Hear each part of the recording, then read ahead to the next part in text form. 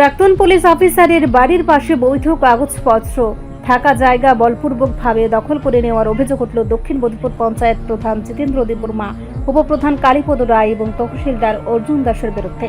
শেষ পর্যন্ত বাধ্য হয়ে মধুপুর স্কুল চৌমোহনী এলাকার প্রাক্তন পুলিশ অফিসার নিত্যরঞ্জন দেব মধুপুর থানার দ্বারস্থ হন এবং অভিযুক্তদের কঠোর শাস্তির দাবি রাখেন।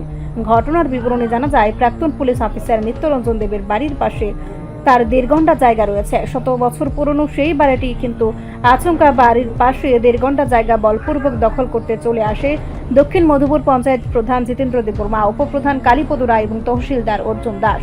প্রথমে তাকে না জানিয়ে তার 1.5 ঘন্টা জায়গার মধ্যে দেওয়া বেড়াগুলি ভেঙে তছনছ করে দেয় এবং সেখানে দীর্ঘ পুরনো লেবু গাছ, নারকেল গাছ এবং সুপারি গাছ রয়েছে, সেগুলি কেটে ফেলে দেয় এবং বারবার প্রাক্তন পুলিশ অফিসার নিত্যরঞ্জন দেবকে হুমকি দিতে থাকে। বর্তমানে সেই জায়গার মূল্য প্রতি কানিতে 2 কোটি টাকা।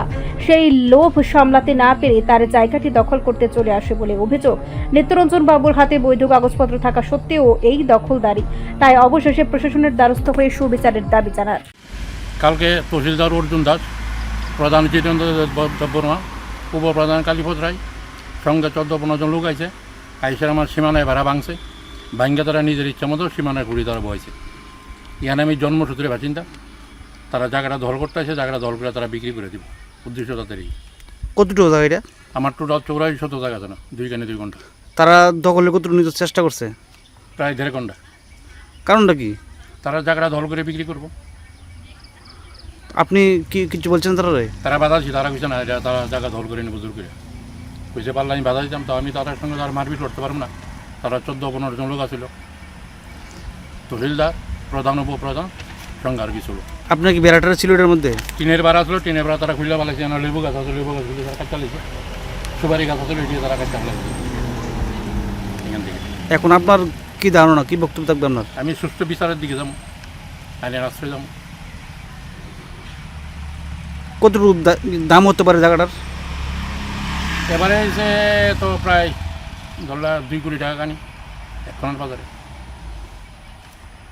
তারা কি সরকার নেওয়ার চেষ্টা করছে নাকি অন্য ধান্দা রয়েছে মনে হয়? অন্য ধান্দা, তারা নিজের ধান্দা হিসেবে মানে বিক্রি করে ধান্দা, বিক্রি করা ধান্দা হিসেবে তারা।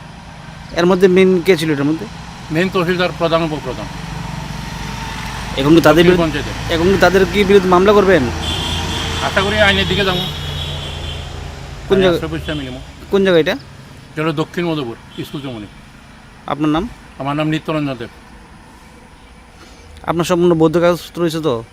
হ্যাঁ, কাগজটা আছে জায়গার সব? হ্যাঁ, সব কিছু আমার কাছে, কাগজপত্র আছে, ম্যাপ আছে, সমস্ত রেকর্ড আছে আমার কাছে। মানে এই বলপূর্বক নেওয়ার কারণটা কি কি মনে তারা হয়? জায়গাটা নিয়ে বিক্রি করে দিব দল করে। আপনি কারো দ্বারস্থ হয়েছিলেন না অন্যরার? না, এখন আমি কারো দ্বারস্থ হয়েছি না।